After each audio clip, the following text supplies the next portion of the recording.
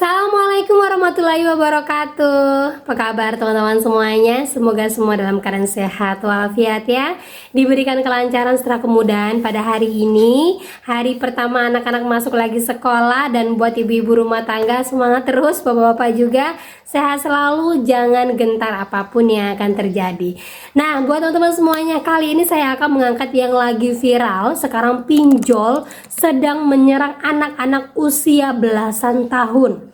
Nih, buat teman-teman semuanya, pinjol-pinjol apa saja yang wajib diwaspadai kita akan bahas secara tuntas.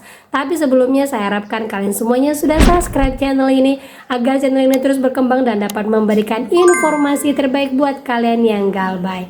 Oke teman-teman, ini dia buat kalian.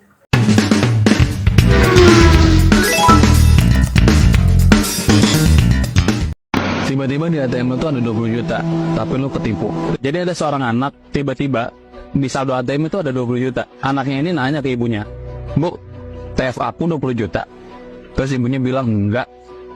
Terus si anaknya ini nanya lagi ke keluarganya. Tapi keluarganya itu semuanya bilang nggak ada yang transfer ke dia. Ya udah tuh didimin aja karena semuanya bingung.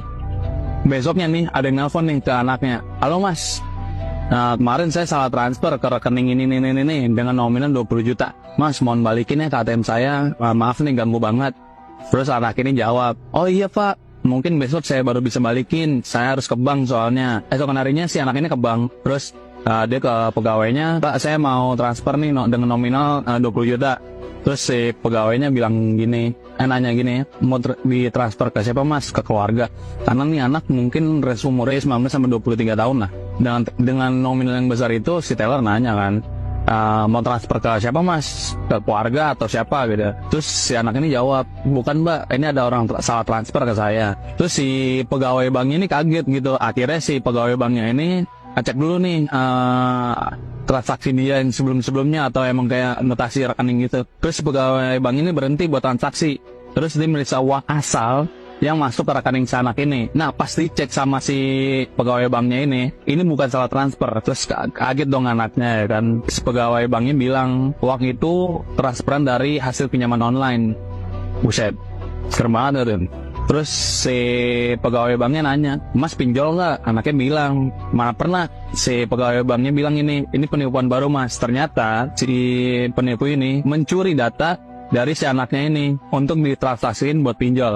Nah coba deh, kalau si anaknya ini jadi transaksi 20 juta ke penipunya, si penipunya tuh dapat uang dan anaknya tuh harus bayarin pinjolnya ini. Lo harus hati-hati sekarang karena penipuan ini udah canggih banget, bener-bener udah canggih banget kayak gini.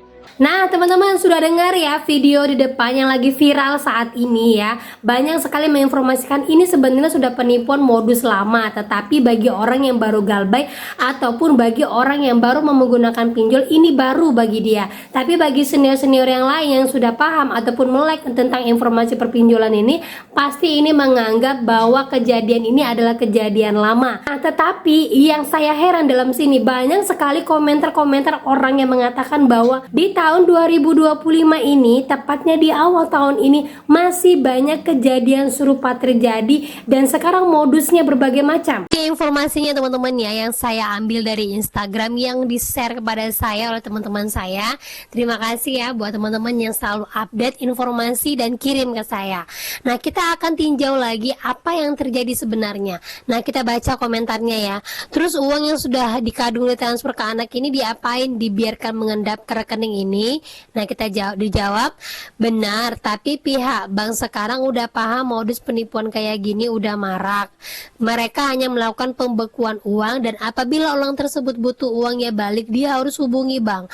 Lagian aneh banget kan, ada orang salah transfer tak dikenal tapi bisa hubungin elu. Harusnya kan yang menghubungi pihak bank dong. Masa ada orang salah transfer bisa tahu nomor telepon kita? Gue pernah kayak gini juga, baru-baru ini semua gue serahkan ke bank kemarin. Nah, berarti baru-baru ini kan ya, kejadiannya 18 jam yang lalu. Artinya 2025 modus seperti ini masih ada. Kita baca lagi ke bawah. Cara tuh pinjol dapat rekening anaknya dari mana? Sedangkan yang ngajuin orang lain, iya nggak kenal orang itu. Terus dijawab, "Hehehe, dunia telemarketing mah udah nggak asing jual beli data begini. Gue juga dulu telemarketing asuransi yang terafiliasi salah satu bank besar. Tapi dulu gue masih cuek soal data-data nasabah dapat dari mana.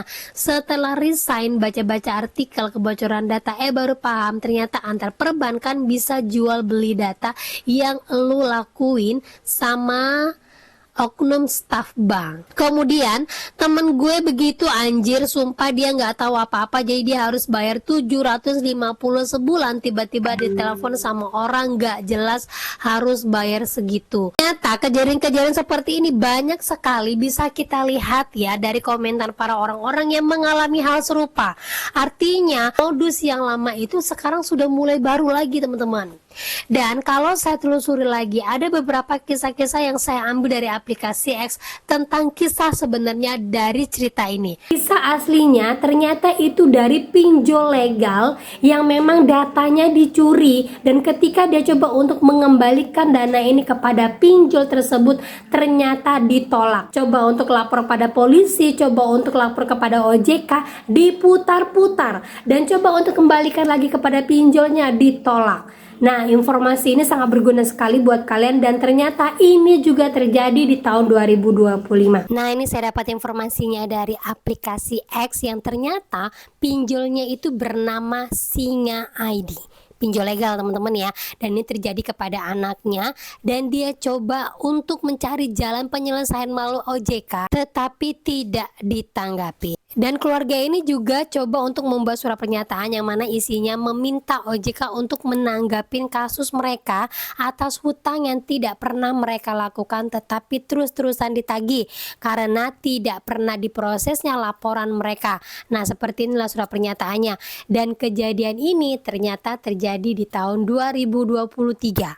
Nah, lanjut lagi. Nah, di sini terlihat kesan OJK tuh sangat bertele-tele karena OJK memberikan opsi memilih salah satu, yaitu pendampingan oleh OJK atau pendampingan oleh lawyer sendiri.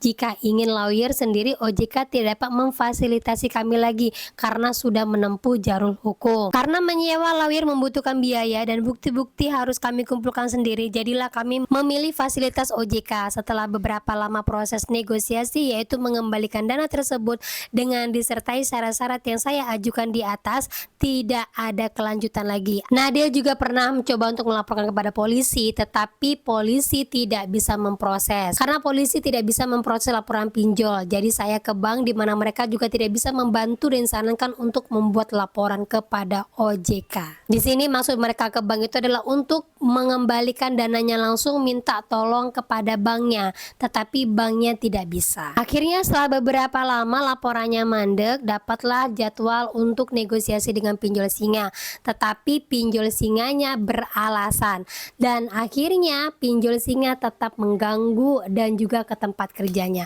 Nah, ini di tahun 2023 sampai pertengahan 2024 Singa ID masih ada di sisi lapangan teman-teman ya, tapi sekarang sudah tidak ada lagi. Nah, dari beberapa komenan atas status ini banyak sekali yang mengatakan bahwa mereka juga pernah mengalami hal yang serupa. Nah, banyak juga yang komen seperti ini, nggak usah ngarep sama OJK, perusahaan pinjol harus setor uang puluhan miliar ke OJK sebagai salah satu jaminan bisa beroperasi. Jadi pikir aja sendiri itu arahnya kemana. Intinya OJK emang gak ada gunanya sih. Nah, ini menurut para mereka yang berkomentar. Nah, seperti itu informasinya teman-teman ya. Jadi memang benar sekali tidak ada jalan keluar untuk pinjol. Sekali kita sudah nyemplung, sekali kita sudah melakukan pinjaman, ataupun sekali kita sudah kena penipuan dari pinjol, itu tidak ada jalan keluar selain galbay. Karena apa? Dikembalikan pun kepada pinjolnya nolak, kita lapor kepada polisi dan kepada OJK atas segala sesuatu yang tertimpa kepada kita, tetapi diputar-putar. Nah, jalan satu-satunya anggap saja ini bansos. Nih, tapi yang jadi permasalahan kejadian ini kalau terjadi di pinjol legal bagaimana? Ya, cara untuk mengatasinya yang pertama, pastikan pinjol tersebut tidak masuk ke dalam slik OJK. Karena banyak sekali ya pinjol legal di tahun 2025 ini masih banyak yang tidak melaporkan semuanya ke slik OJK. Yang pertama, berarti kita sudah aman. Terus lagi yang kedua, seandainya masuk ke dalam slik OJK, pastikan lagi. Karena hampir rata-rata untuk pinjol yang bisa scam seperti ini itu jarang yang masuk ke dalam slik OJK, kecuali untuk S-Pinjam. S-Pinjam pun itu rata-rata penipuannya melalui kedok seperti phishing seperti itu.